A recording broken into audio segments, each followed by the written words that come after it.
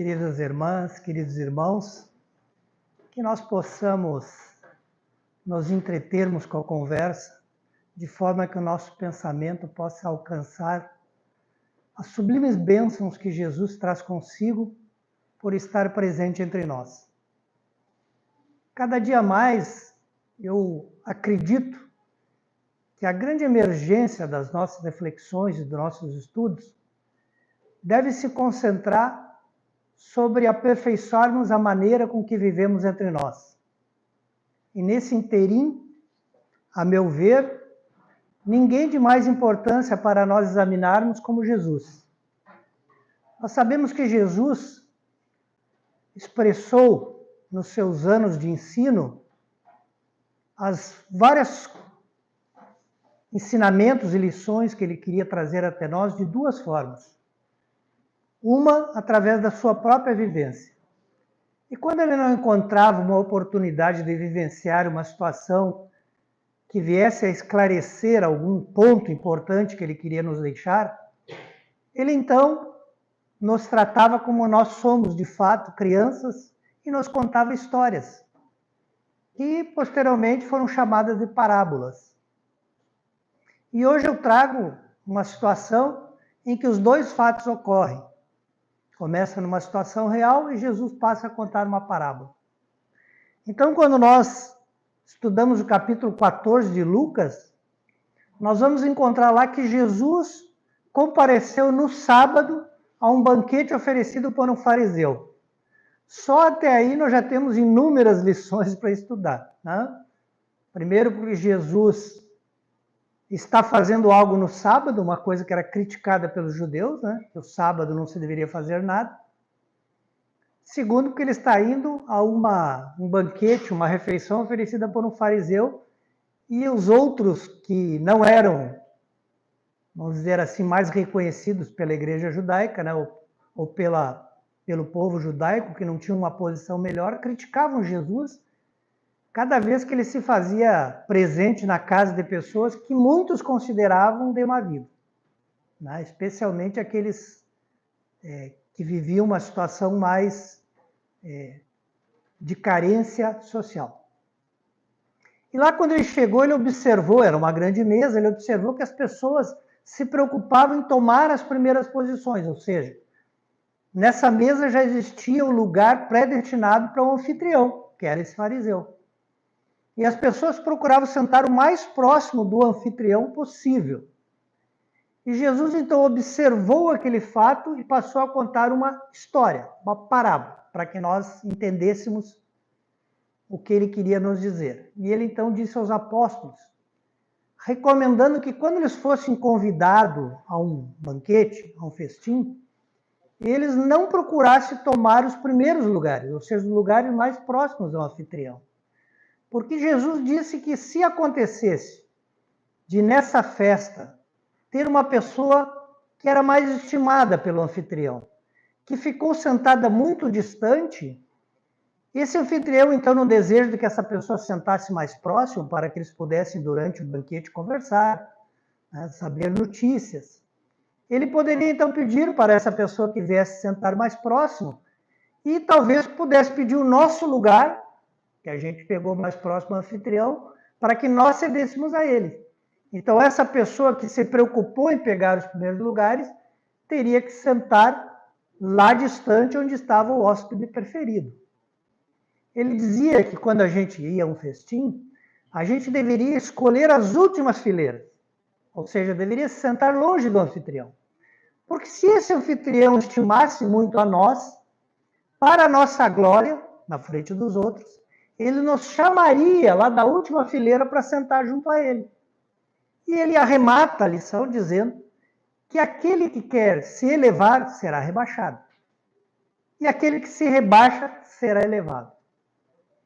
Então, nesse ensinamento, nós encontramos a importância da gente se colocar ou no devido lugar, ou, de preferência, num lugar menor do que temos direito a ocupar. O que não é, muitas vezes, a realidade que nós nos portamos em qualquer situação da vida. A mais das vezes, a gente quer ser o centro das atenções. não fosse esse motivo, hoje as redes sociais não teriam a importância que tomaram em nossas vidas. Porque nas redes sociais, não sempre, evidentemente, mas muitas vezes nós encontramos as pessoas tentando se projetar socialmente. Muitas vezes mascarando a sua verdadeira situação para que os outros possam vê-la numa situação privilegiada que a mais das vezes nós não temos.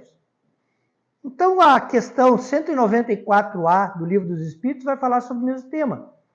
Porque é perguntado para os espíritos exatamente isso, das posições que nós ocupamos nas diversas encarnações. E os espíritos nos dão uma resposta também bastante curiosa, assim como o ensinamento do Cristo. O que eles dizem? Eles dizem que uma pessoa muito poderosa nessa vida pode, na vida seguinte, ser um simples obreiro, um servente de pedreiro, por exemplo, sem diminuir qualquer profissão. Pelo contrário, a questão eleva as pessoas a uma situação de equidade, uma situação de igualdade. E dizem eles que a mais das vezes as posições sociais que nós ocupamos na vida estão na razão inversa da nossa condição moral. O que eles querem nos dizer com isso? Que um espírito mais elevado muitas vezes não está preocupado em aparecer, em ser o centro das atenções. Até porque ele reconhece que essa posição pode colocá-lo em risco. Em risco de quê? De fracassar, de se fragilizar. Então, de um modo geral, o espírito mais evoluído, ele se coloca numa condição de cumprir uma tarefa mais simples, que passe mais desapercebido aos olhos de todos. Já aqueles que não têm uma elevação moral se preocupam em estar em lugares de destaque. Estar em posições de que todos os outros fiquem olhando, de que esteja em evidência. Quando nós sabemos que muitas vezes essas evidências e posições privilegiadas, elas duram por um tempo. Muitas vezes nós vemos as pessoas que passam à posteridade, que deixam uma história para ser lembrada, são pessoas que durante a vida não foram valorizadas. Por exemplo, os artistas. Quantas vezes se diz reiteradamente que o artista só faz sucesso depois que morre? Ele foi brilhante, mas ainda assim não foi reconhecido. Quantos cientistas dedicaram a sua vida a determinado estudo que hoje nós reconhecemos de uma vultuosa importância e que durante sua vida tiveram uma vida miserável, pobre, esquecida, que ninguém sabia na época a importância que eles tomariam perante a história. E os espíritos arrematam a questão nos dizendo o exemplo que é mais gritante para nós. Porque dizem eles, Herodes era o rei e Jesus, carpinteiro. Então a gente às vezes quer ser o rei, mas a gente não olha para o nosso mestre, que ele sim era rei. Ele era o rei prometido. O que era o Messias? O Messias era um rei que reinaria na época de paz. Numa época em que não haveriam guerras, tumultos, dificuldades. Que época é essa? Esse é o nosso futuro. Não foi a época que Jesus viveu. Ele é o Messias porque ele representa o tempo que nós ainda não vivemos. O tempo que está nos aguardando, que nós ainda não nos aprontamos para vivê-lo. E, no entanto, ele se fez carpinteiro. E é por isso mesmo, talvez, que quando nós olhamos o Sermão do Monte, lembrando aqui que o Sermão do Monte está lá escrito, nas Escrituras, em Mateus, né, no Evangelho de Mateus. Mateus era o evangelista que provavelmente era um dos únicos dois que acompanhavam Jesus que era alfabetizado. Porque Jesus também não escolheu para a primeira fileira os soberanos, os importantes, os homens de destaque. Ele escolheu 10 pescadores, homens de vida muito simples. E provavelmente, que quase com certeza os historiadores são unânimes, analfabetos. Porque essa era a realidade da época, especialmente no povo judeu e muito mais quando se fala da Galileia. A Galileia era um lugar onde foram escolhidos esses 10 apóstolos de homens extremamente simples, homens criadores de cabras, homens pescadores, que para eles escrever ou não escrever não fazia a menor diferença. 2 apóstolos, provavelmente, sabiam escrever. Um, aquele que traiu Jesus, porque era um comerciante. Então, se imagina que um comerciante, provavelmente, pelo menos sabia fazer bastante conta de matemática, né? E anotava o que ficavam devendo, provavelmente. E o segundo, que era Mateus, que Jesus foi buscar dentro da coletoria. Era um homem encarregado pelo povo romano, embora judeu, de cobrar os impostos do povo judeu. Era um publicano. Então, esse sim, com certeza, era o alfabetizado. E por ser alfabetizado, ele então escrevia o que Jesus falava. Foi o primeiro evangelho a tomar corpo. Foram as anotações de Mateus, que vieram inspirar todos os outros 3 evangelistas. E nessas anotações, entre o capítulo 5 e 7 do seu evangelho, nós vamos encontrar o Sermão do Monte. E por que Sermão do Monte? Como nós sabemos, os capítulos do evangelho estão em versículos, né, que são pequenas, vamos dizer assim, frases, embora não seja esse conceito correto. Na época que Mateus escreveu, ele não escreveu em versículo, tá, gente? Isso foi uma coisa que fizeram depois. E aí, no primeiro, ele conta que Jesus, vendo uma multidão, ao descer do barco, subiu num monte. Por isso a gente chama de Sermão do Monte, ou Sermão da Montanha. Porque a história começa a ser narrada como se Jesus subiu num monte para falar ao povo. E o segundo versículo vai dizer, então ele abriu a boca e ensinou. E o terceiro versículo desse capítulo vai falar a primeira frase que Jesus disse quando começou a nos ensinar, esse que é considerado o maior sermão de Jesus, o mais importante, aquele que, na opinião de alguns, resume toda a sua doutrina. E ele vai dizer, bem-aventurados os pobres de espírito, porque deles é o reino dos céus. É a primeira frase, o primeiro ensinamento que Jesus dá no seu mais importante sermão. Ele fala dos pobres de espírito. E aqui nós temos que entender o que é o pobre de espírito, que lá no Evangelho 7, do Evangelho segundo o Espiritismo, vai dizer que são os humildes. Por que os humildes? Por que Jesus não disse bem-aventurados os humildes? Nós precisamos entender que Jesus falava um dialeto muito limitado, com poucas possibilidades de se expressar. Os estudiosos têm chegado a algumas probabilidades de que era o aramaico antigo, que Jesus provavelmente falava o aramaico, até nisso não há um consenso. Embora nós possamos imaginar que Jesus sim falava o aramaico, o hebraico, o latim dos romanos, o grego, né, que era a língua mais conhecida, provavelmente Jesus falava todas as línguas, isso é claro para nós. Mas a língua materna, a língua que ele nasceu, a língua que não estranhariam ele falar, por certo, o aramaico. E o aramaico, na época, já tinha 7 dialetos. É fácil para nós no Brasil entender o que é dialeto, né? Porque a gente pega um Catarina e leva lá para o Nordeste e o cara tenta entrar em conversação, terminou o papo, né? Porque um não entende o que o outro está dizendo, né? Um começa vais, e o outro, né? Sei lá, falar o que o mineiro trem, porque o trem que passou, e aí a gente entendeu o que é dialeto. São as características que determinadas regiões vão emprestando para aquela linguagem. Jesus falava um desses 7. Mas se, por exemplo, hoje alguém quiser aqui comprar um dicionário dessa linguagem aramaica, hebraica que está na Bíblia, porque alguns textos são hebraicos, pelo menos o texto que conseguiu se recuperar, né? Porque ninguém nunca teve os originais em nenhum momento. Quer dizer, alguém teve, né? Mas não durou até a nossa era moderna. Se nós formos na biblioteca comprar o dicionário que existe da aramaico, ele terá 5.800 substantivos, verbetes, palavras. Eu não sei se você sabe, a língua portuguesa tem 370 mil palavras. Jesus teria mais facilidade de nos ensinar em português, né? Só o verbo, nós temos só de verbos 10 mil verbos na língua portuguesa. O aramaico talvez não tivesse 10 mil palavras. Então vejam, por que Jesus, quando diz que é mais fácil um camelo entrar no buraco de uma agulha do que um rico entrar no reino do céu, a gente diz, mas o camelo é o camelo, o animal, ou é uma corda? Porque a palavra é a mesma. Quando nós lemos na Bíblia, se você não odiar seu pai e sua mãe, nós temos que recorrer ao Evangelho para entender que odiar é amar menos, né? Para a gente conseguir entender o significado. Então, era uma linguagem que tinha seus limites. Os evangelistas traduziram por humildes de espírito. E o Espiritismo veio nos explicar que ele estava falando dos humildes. Mas existem vários tipos de humildade. Vinícius, lá em torno do método, vai dizer, existem vários tipos de humildade. Existe a humildade do vestuário. A pessoa que se veste humildemente. Existe o humilde de aparência. Coitada, aquela pessoa parece tão humilde, né? Existe o humilde de condição financeira.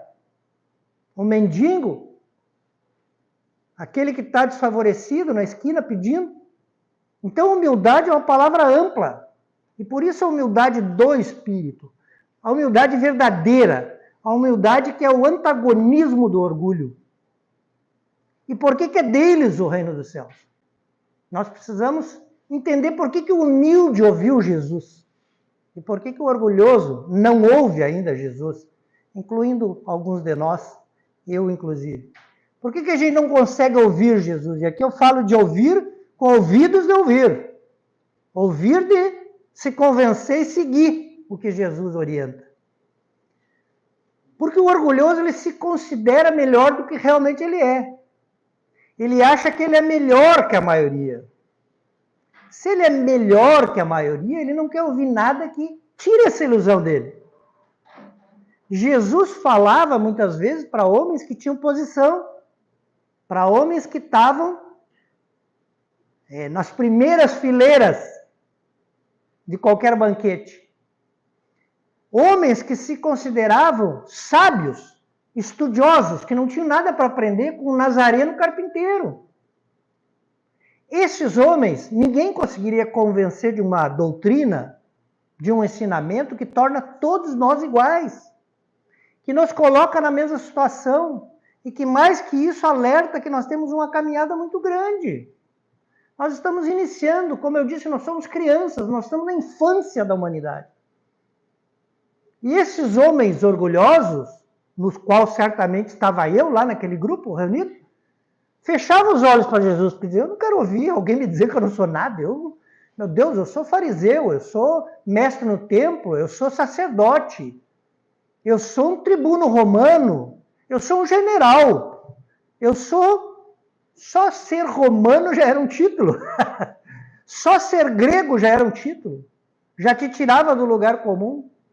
Então Jesus está dizendo, o reino dos céus é para aqueles que reconhecem sua posição, que reconhecem que precisam de ensinamento, que precisam do consolo que Jesus trazia. É desses humildes que ele está falando. O orgulhoso, ele sempre vai se considerar melhor que os outros. Se ele é melhor que os outros, ele tem mais direito que os outros. Se ele tem mais direito que os outros, ele tem que ter mais que os outros. Aquele que quer ter mais que os outros, torna-se egoísta. Está lá em Obras Póstumas, orgulho e egoísmo. O egoísmo, que é um dos grandes defeitos da humanidade hoje, ele é filho do orgulho. Porque o egoísta, um país que entra em guerra com outro, ele entra porque ele quer alguma coisa que é do outro e ele quer para ele. E vai fazer falta para o outro. Então, não é questão de justiça e equidade. É uma questão de que o país se acha com maior direito que os outros. É por isso que os países hoje estão entrando em guerra. Porque tu tem alguma coisa que é minha, mas por que é tua? Porque eu sou melhor que você, eu tenho que ter mais. Eu tenho que viver melhor, eu tenho que ter mais um território. Então o egoísmo é filho desse orgulho, dessa ideia que a gente tem, que a gente é melhor em alguma coisa do que os outros. Muito bem. No Fonte Viva, que é um livro do Emmanuel, da mesma série do livro que foi lido no início do nosso trabalho, Emmanuel faz uma análise, e lá todo livro é assim, né? Ele pega uma citação de Atos dos Apóstolos e faz uma interpretação. E lá no capítulo 101, que o nome do capítulo é A Cortina do Eu, ele analisa uma citação que Paulo de Tarso, né, que é o autor intelectual, pelo menos, né, dos Atos dos Apóstolos, que se imagina que talvez quem, na verdade, escreveu foi Lucas, né, quando ele estava preso. Lucas, que era um médico, né, portanto, alfabetizado, escrevia os pensamentos dele, que também era um homem extremamente culto, intelectualizado, sofrido no final da vida, né, quando ele faz as suas maiores reflexões.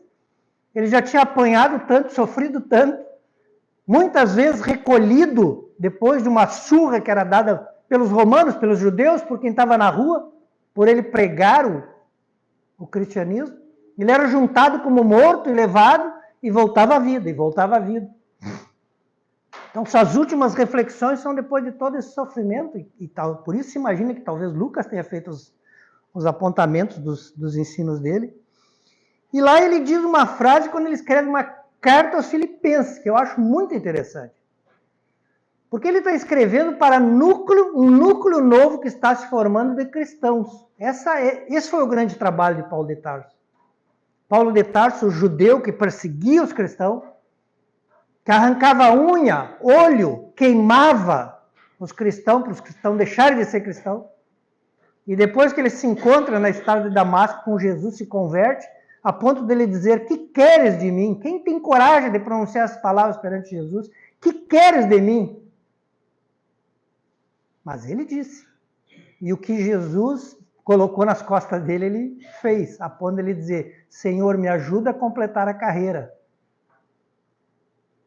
Então, esse homem, ele sai a viajar e vai nas várias cidades que são em volta do Mediterrâneo, porque a civilização estava em volta do mar Mediterrâneo, e lá ele vai fundando pequenos núcleos de pessoas que ouvem ele ler o Evangelho, os pedaços do Evangelho escrito por Mateus, que ele leva na sua bolsa, e se converte, e ali ele funda o que hoje nós chamamos de igreja, que eram núcleos cristãos. Se reuniam onde dava. Muitas vezes, como o Império Romano proibia essa crença, no cemitério, né? Nas valas abertas para enterrar os defuntos, era lá que eles se encontravam para ler os pedacinhos de anotação que eles faziam de Mateus. E lá, então, nessa cidade, ele cria esse núcleo e depois ele escreve cartas para dizer para as pessoas continuarem na fé e continuarem lutando para manter a doutrina viva, mas especialmente dando conselhos, porque as pessoas traziam as notícias das diversas igrejas. E a gente pode imaginar que onde tinha ajuntamento humano tinha problema, né? E ele escreve essa carta e lá nos versículos ele diz assim: porque os homens querem o que é seu e não o que é do Cristo. Essa colocação de Paulo me reflete muito sobre o Espiritismo, porque eu fico pensando, meu Deus, quantas vezes a gente está aqui brigando pelo que é nosso, a gente quer o que é nosso, do nosso jeito, da nossa forma, como nós queremos fazer, e o do Cristo.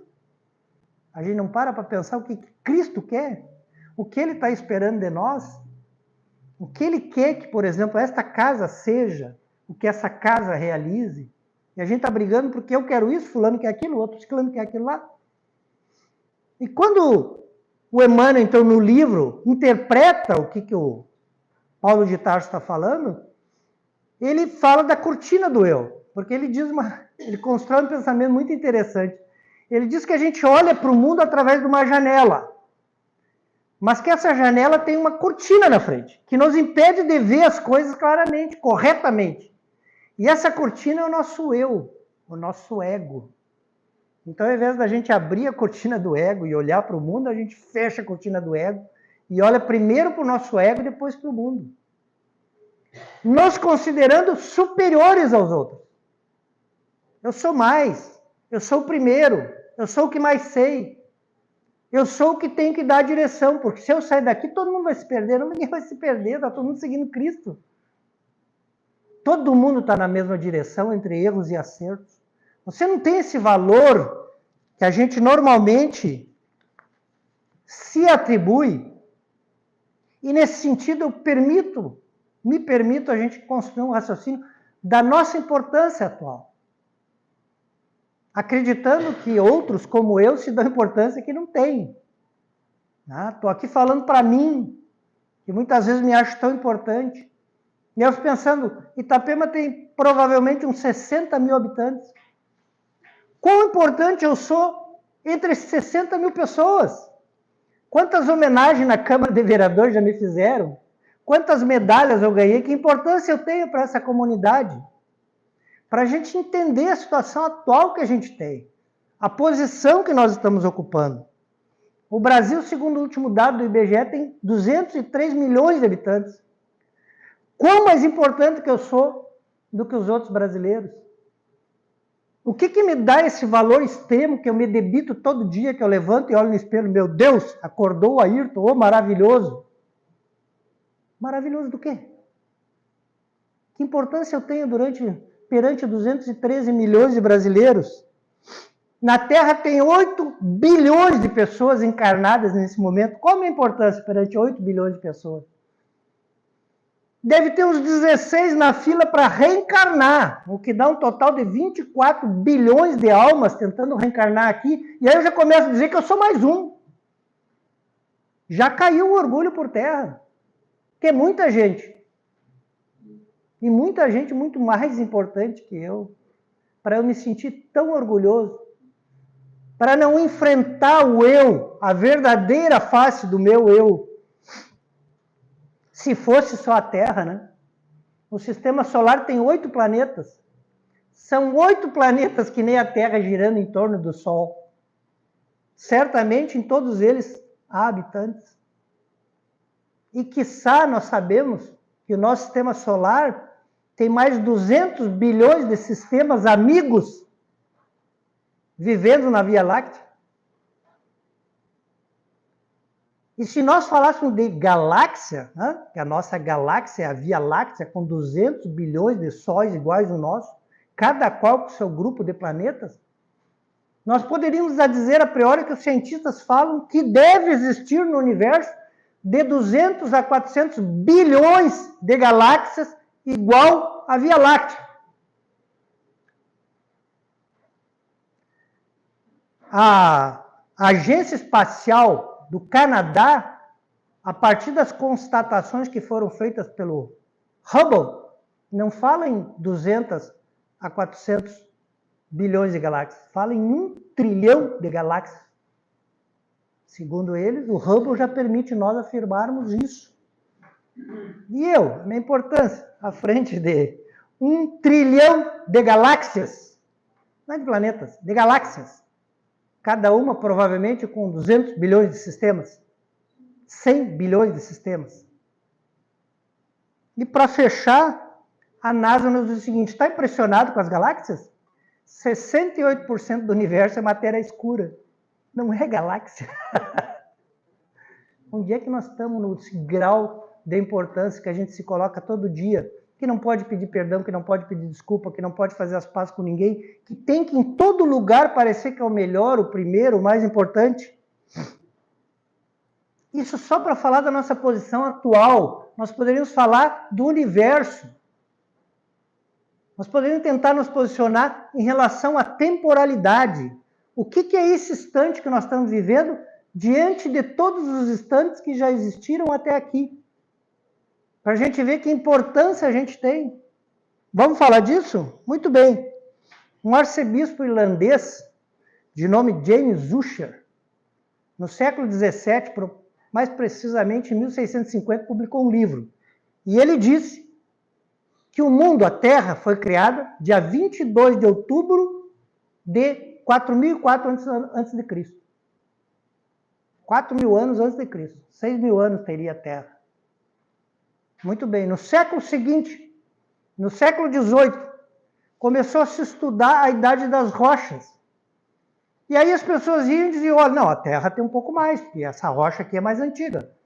Aí alguém diz: mas vamos cavar um buraco, achar um buraco mais fundo, ver se tem rocha mais velha embaixo. Cavaram o buraco, tinha a rocha mais velha. Vamos cavar mais um buraco mais fundo ainda, e outra rocha mais velha, mais velha, mais velha. E no século XVIII, os cientistas disseram: não tem como nós dizermos quanto tempo existe a Terra. Não há a menor possibilidade, porque nós não temos condição de fazer buraco tão fundo quanto poderia fazer. No século XIX, nós começamos a estudar a radioatividade, que é a atividade de ondas que os minerais emitem, que hoje já se fala que os humanos emitem também, né? E a partir daí começou também a se estudar os elementos químicos. E a partir dessas conclusões, os cientistas calcularam que a Terra teria no mínimo 3,5 bilhões de anos. A gente vive 80, às vezes 50 anos. Nós estamos falando aqui em bilhões de anos de existência. No século XX, os cientistas mudar a perspectiva. Começaram a estudar exatamente o urânio, fazer datação de urânio. E eles começaram a fazer e se deram conta que era mais fácil estudar os meteoritos, os fragmentos de urânio no meteorito. Por quê? Porque o meteorito não é da Terra, ele cai na Terra. Portanto, ele tem menos possibilidade de enganar os dados.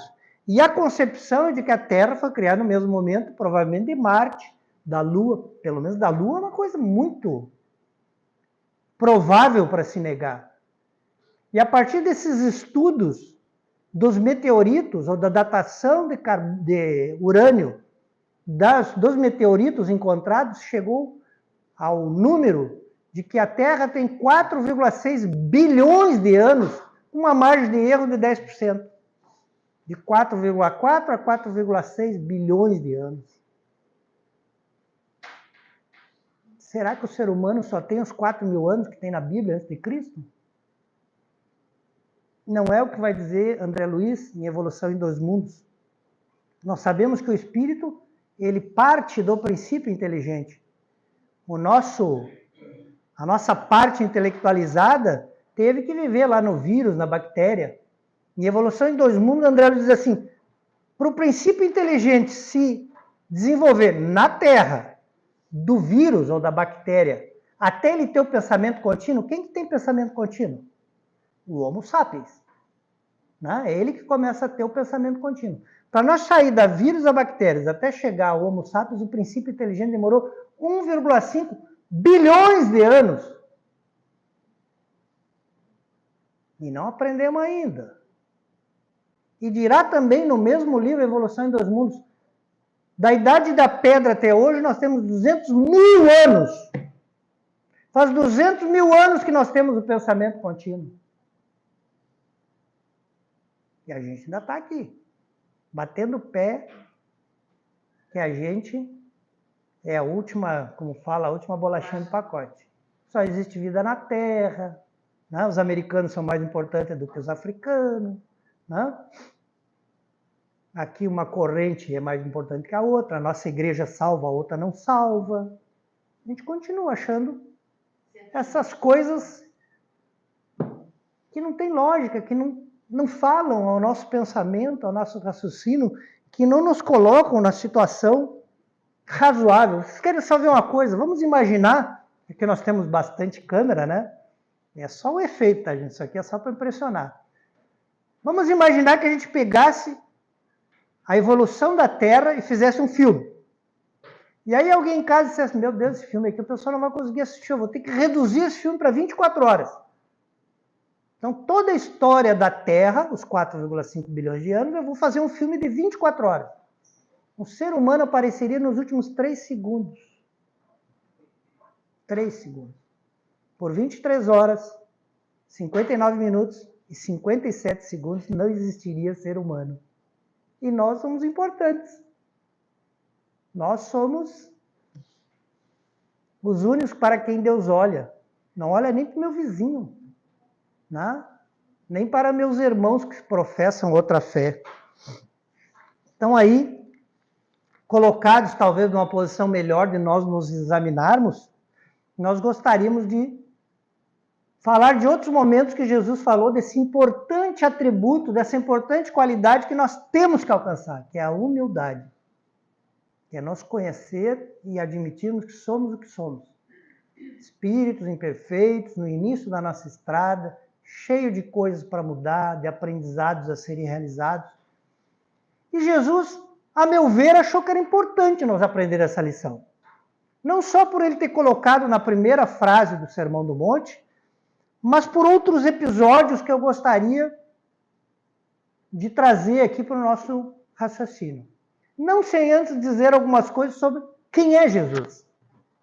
Porque às vezes também a gente sai com aquela dúvida, mas será que Jesus é tudo isso? É tão importante? Será que tudo que ele diz também não se enganou em umas coisinhas, já que eu sou tão importante? Pode ser que Jesus tenha se enganado, é o que a gente vai pensar. E Emmanuel, a meu ver, traz no primeiro capítulo de uma obra que chama Caminho da Luz, no primeiro capítulo, nos primeiros 3 parágrafos, ele desenha Jesus. Então ele diz assim, rezam as tradições. Eu adoro essa frase de Emmanuel. Porque isso já nos prova que nem um espírito, a envergadura do Emmanuel, que sabe muito mais do que qualquer um de nós aqui, provavelmente, fala em certeza. Não, ele fala do que ele ficou sabendo. Rezam as tradições, ou seja, as pessoas que são mais esclarecidas, que conhecem mais, dizem isso. É isso que ele está dizendo. Rezam as tradições. Que existe no universo um grupo eleito por Deus para comandar os desígnios da sua obra. Esse grupo de espíritos angélicos e perfeitos, dos quais Jesus fazia parte, se reuniu por 2 vezes aqui na Terra. Olha só que coisa incrível. Emmanuel está dizendo o seguinte: olha, eu nem sei, eu sou tão pequeno que eu não sei. Emmanuel, para quem talvez tenha alguma dúvida, era o mentor do Chico Xavier, né? Dizem agora que ele está reencarnado e todo mundo quer descobrir a importante missão que ele está vivendo nesse momento. Provavelmente ele é marceneiro ou pedreiro, porque ele é um espírito evoluído, ele não ia escolher ser governante. E provavelmente a gente não vai ouvir falar dele. Então ele está dizendo o seguinte: olha, eu sou tão pequeno que eu não sei dessas coisas, mas conversando com quem entende, as pessoas me disseram que o comentário geral, porque ninguém estava lá, é que existe um grupo de espíritos angélicos e perfeitos que dirige o universo. O universo, eu não comentei aqui, mas os cientistas dizem que tem 9 bilhões de anos. E esses espíritos, dentre os quais Jesus faz parte desse pequeno grupo seleto, esteve reunido aqui na Terra 2 vezes. A primeira vez para criar a Terra. Ele diz com palavras bonitas, né? Quando a nebulosa desprendeu-se do Sol, né? Eu só sei dizer assim mesmo, né? Que a Terra foi criada, né? Que a Terra, a massa da Terra lá, poeira cósmica, sei lá o que, se desprendeu e formou o mundo. Essa foi a primeira vez. Então nós já temos uma informação. Há 4,5 bilhões de anos, nós que não temos mais do que 200 mil anos, Jesus já era um espírito angélico e perfeito. Pô! Humildade para se colocar no nosso lugar, para a gente entender que esse é o verdadeiro mestre, de que esse é o espírito de bondade e de amor que se designou descer das alturas onde ele está para vir nos ensinar alguma coisa. E ele foi fruto de diversas profecias. Se nós pegarmos o Velho Testamento, todas as tradições judaicas vão estar lá dizendo: o Messias vai ser assim, assim. Volta a dizer, Messias, o rei num tempo que não haverá lutas, guerras, um tempo de paz. Que não é o tempo que ele viveu aqui conosco, é o tempo que nós vamos viver com ele. Esse Messias foi profetizado várias vezes. E aqui o próprio Emmanuel vai explicar nesse livro, quando ele fala lá que a Terra, num determinado momento, passou a ser um mundo melhor, né? Como vai agora passar de novo. E nesse mesmo momento, um outro planeta igual ao nosso, que pertencia a uma constelação do Cocheiro, que qualquer um que conhece astronomia pode pegar uma luneta lá e mirar para o Cocheiro lá e vai ver. Né? Não vai ser qualquer um telescópio, mas com o mais potente. Vai ver lá o que é a constelação do Cocheiro. E ele então vai dizer lá que lá existia um sistema de Cabra, um Sol. E lá vários planetas girando em torno desse Sol. E esse planeta lá também estava passando por uma transição igual que nós estamos passando agora. Está passando de um mundo de prova e expiação para um mundo de regeneração. E alguns espíritos disseram: cara, esse negócio de Deus não é comigo, eu sou um revoltado. E aí disseram: olha, aqui não dá mais para ser revoltado, né? Você tem que ver o que quer fazer, porque aqui não pode mais ser revoltado. Não, vou para qualquer lugar, para qualquer escola que aceitarem aluno revoltado. Ah, tem um planetinha lá que é a Terra. Então eles foram exilados do planeta deles. Eu vou usar exilados para não usar expulso, né? E foram trazidos para a Terra, que era um planeta, do ponto de vista material, mais atrasado. Do ponto de vista material, moral, igual. Porque o espírito nunca vai para trás. Eles vieram para onde moravam os outros revoltados. Então eu não sei se eu era dos revoltados que vieram ou dos revoltados que já estavam. Mas que eu sei que eu era dos revoltados, eu era. Né? E aqui nos ajudaram a avançar. Mas Emmanuel nos conta que Jesus, quando recebeu eles, fez uma promessa. Que ele viria um dia estar com eles aqui sobre a Terra. E é esta promessa que os profetas vão sempre falar: o Messias vai vir, o Messias vai vir, o Messias vai vir. É a lembrança de uma promessa. E aí, nessas profecias, eles afirmam determinadas coisas. Ainda essa semana passada, eu estava lendo um artigo na internet, que eu não aconselho a internet, tem muita coisa boa e tem muita coisa péssima, né? Mas às vezes a gente consegue lá extrair coisas boas. E um artigo foi escrito por um estudioso que diz assim, ó, 52 profecias sobre Jesus que se confirmaram. Então não é só a questão de nós estarmos falando do pensamento de Emmanuel, nós estamos falando também de profecias que se confirmaram. Eu vou falar aqui de algumas para a gente entender como é que a gente tem certeza que Jesus é o Messias prometido. Até porque é importante nós termos essa ideia, porque, por exemplo, os judeus, que agora a gente está falando tanto dos judeus, acreditam que Jesus era carpinteiro mesmo, que ele não era o Messias, né? Então eles não acreditam nos ensinamentos de Jesus. Então nós precisamos ter essa convicção de que Jesus é o Messias prometido, de que ele é nosso irmão, modelo e guia, como diz os Espíritos, dizem o livro dos Espíritos para Kardec.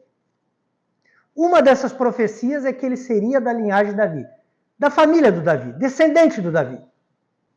Se a gente pegar Mateus, primeiro capítulo lá do Evangelho de Mateus, ele vai ficar lá um tempão falando que Abraão é filho de não sei quem, filho de não sei quem, descendente de não sei quem, e lá ele coloca até chegar a Jesus, passando por Davi.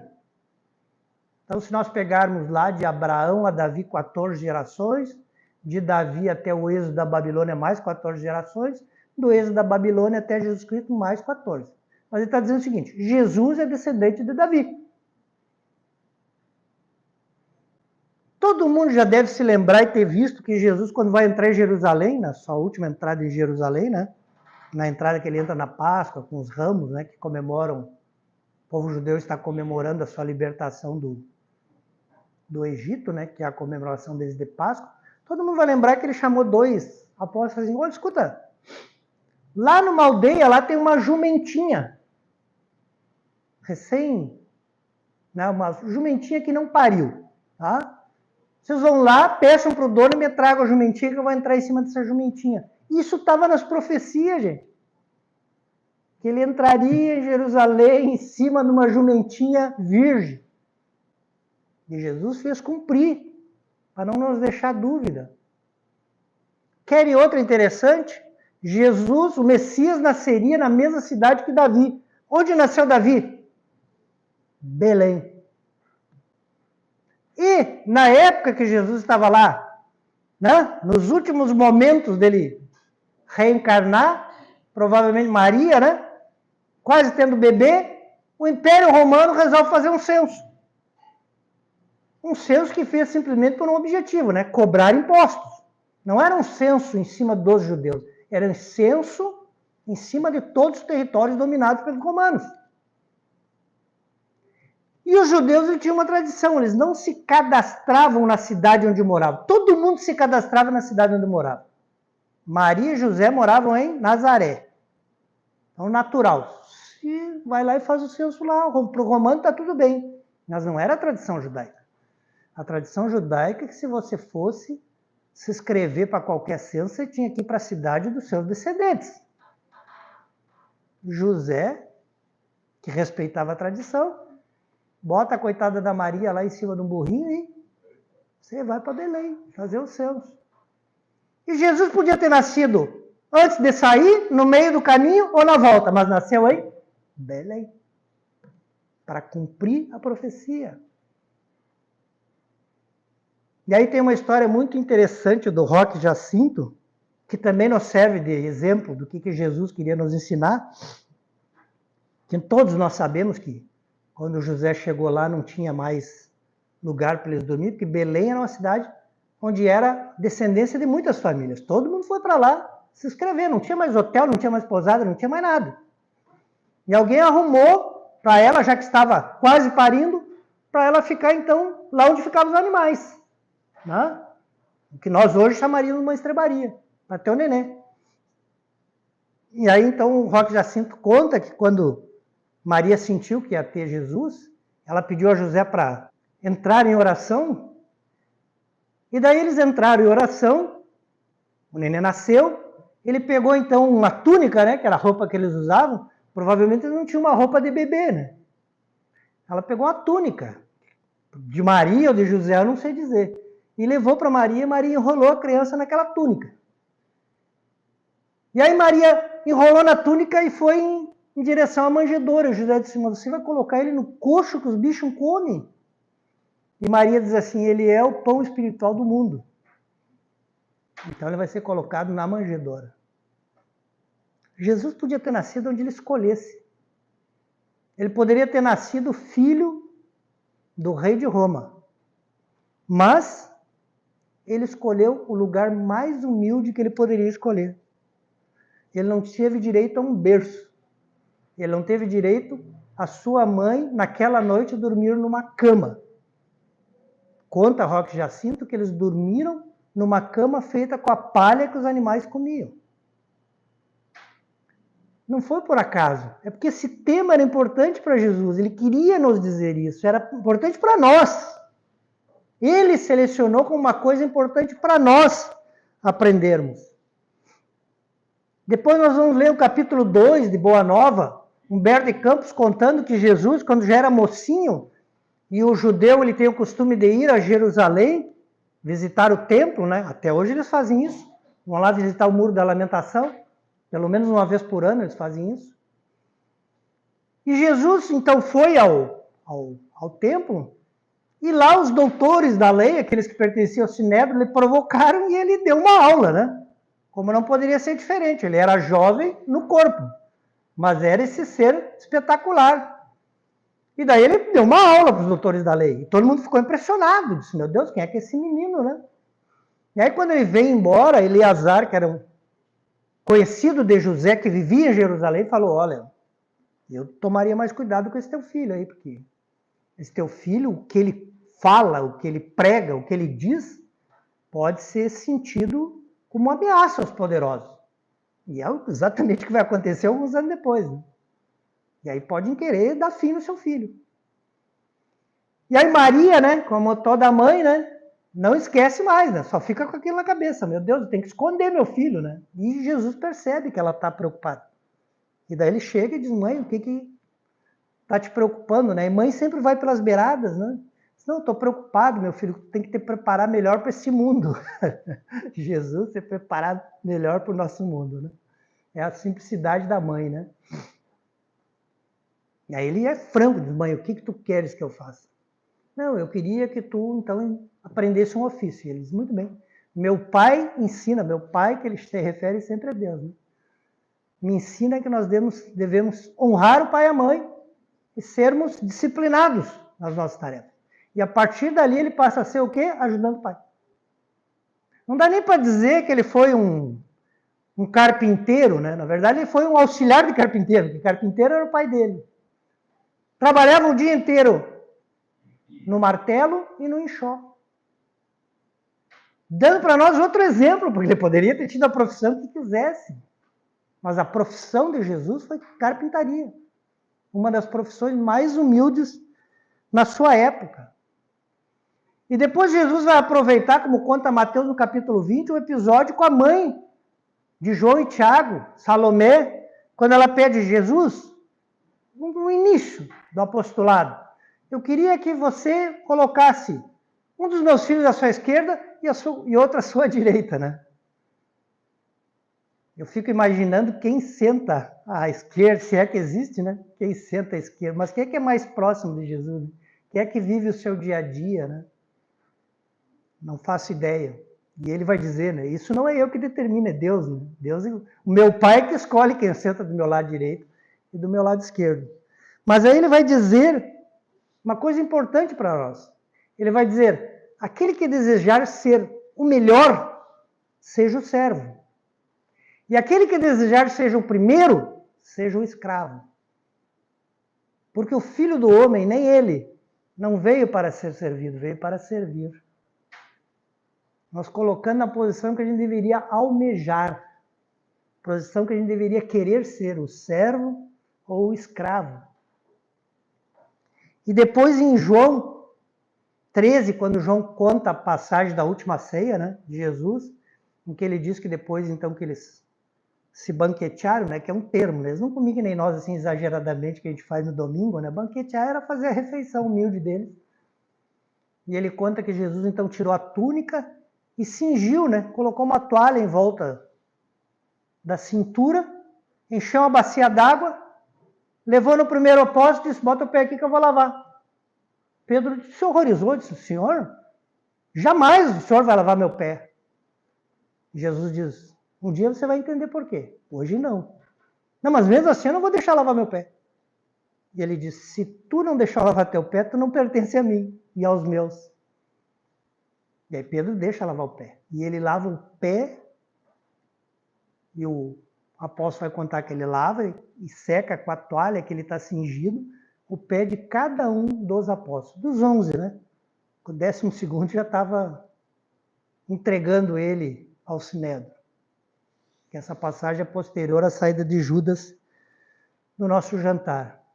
E se Jesus nasceu nos dando exemplo de humildade, Jesus vai morrer nos dando exemplo de humildade. Porque ele, inocente, foi condenado em 3 instâncias. O Sinédrio, Herodes e Pilatos. Ele, inocente, não vai se poupar às chibatadas, ao escárnio, à chacota, a arrastar a sua cruz na rua, como era a maior humilhação para um condenado. E, por fim, foi crucificado no meio de 2 ladrões. Mais uma vez enaltecendo, alguns podem ter dúvida, por que Jesus deixou isso tudo acontecer? Primeiro que estava na profecia. E ele precisava cumprir aquilo que estava na profecia. É por isso que ele vai dizer que Pedro não tem o direito de afastar o cálice dele. Porque ele vai fazer tudo conforme foi o plano. Mas segundo, para nos mostrar alguma coisa, eu digo, a gente tem que ler nos exemplos de Jesus.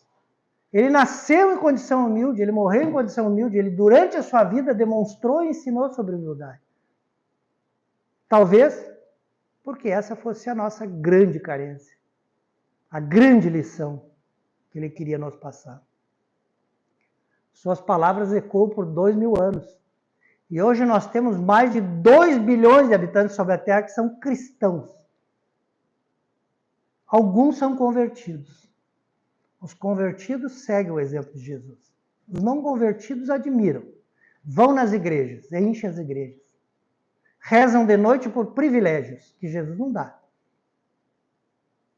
Que nós consigamos, através do esforço pessoal de cada um, nos enfileirarmos dentre aqueles que realmente representam os seus discípulos, que serão reconhecidos por muito vos amados. Que assim seja.